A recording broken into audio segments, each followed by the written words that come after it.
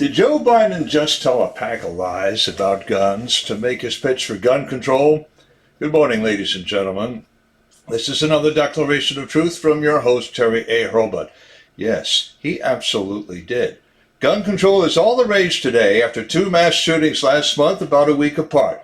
Naturally, President Joe Biden made a speech on the subject. In that speech, he told three specific lies. Today, we're going to go over them one by one so that you will know. The whole gun control case rests on lies, which means it is no case at all. Before I get into that, I want to shout out to the sponsor of this channel, which is Conservative News and Views, link in the description. Be sure to check out the awesome CNAV Store. Scroll down near the bottom of that link. Lots of good merchandise there, including this t-shirt. See it? The Trumpinator saying, "I'll be back." While I'm at it, I want to shout out to another sponsor, BitNext. This is your replacement for Zoom, Slack, the Google G Suite, Microsoft Office 365, Dropbox, WeTransfer, and Chili Piper, among others. Unlike any of them, BitNext protects your content and conversations so well that even the administrators can't see it. So this is your channel for secure comms, conferencing, cloud storage, and file sharing. Best of all, everything is back-end, so you don't even need client software. If you have a browser, you can use BitNext. Follow the link and give them a try. 28 days free of charge. You can't beat that with a stick. All right, ladies and gentlemen, let's have order in the court. Counsel for the defense is now raising objections to 3 points the prosecution has just made.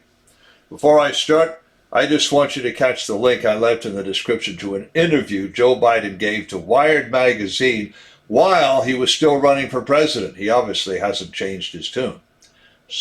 Now, the first gun control lie he told was, and I quote, "You couldn't buy a cannon when the Second Amendment was passed," unquote. Well, according to PolitiFact, that statement lacks any foundation. Even historians of the period could find no law, custom, or tradition that limited the guns anyone could privately own. Furthermore, many historians cited one specific class of people who could and did own artillery pieces. A privateer is any warship not part of a regular navy, but under private ownership and command. Privateers operated on a specific kind of license called a letter of marque and reprisal. For you scholars out there, that's the French spelling, M-A-R-Q-U-E. When James Madison proposed his 12 amendments to the Constitution, 10 of which passed as the Bill of Rights, the Constitution specifically granted Congress the power to issue such licenses. On that ground alone, privateers existed, and all privateers, being warships, carried artillery. Because a privateer is a private vessel, everything on it is also under private ownership. So we do see private individuals or groups owning cannons. Scratch gun control lie number one. Next, Biden actually made a dubious distinction between a .22 caliber bullet and a 9mm bullet. I quote, "The .22 caliber bullet will lodge in the lungs and we can get it out. A 9mm bullet blows the lung out of the body. There's simply no rational basis for it in terms of self-protection or hunting," unquote. Now, I have links in the description to two different tweets catching the lie, or more charitably, the error. And I'll tell you something else. One of my sources, who is a firearms expert, has already told me that a 9mm bullet will pass directly through a person. Such a weapon has no stopping power unless it hits the heart, the brain, the aorta, or a similar target. The handgun with a real stopping power is the .45 Magnum, the one Clint Eastwood as Dirty Harry Callahan made famous in a series of movies featuring that iconic character. Who could forget this line?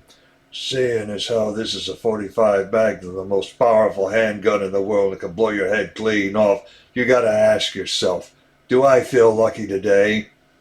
Yet people prefer the 9mm handgun because they find it easier to handle and use.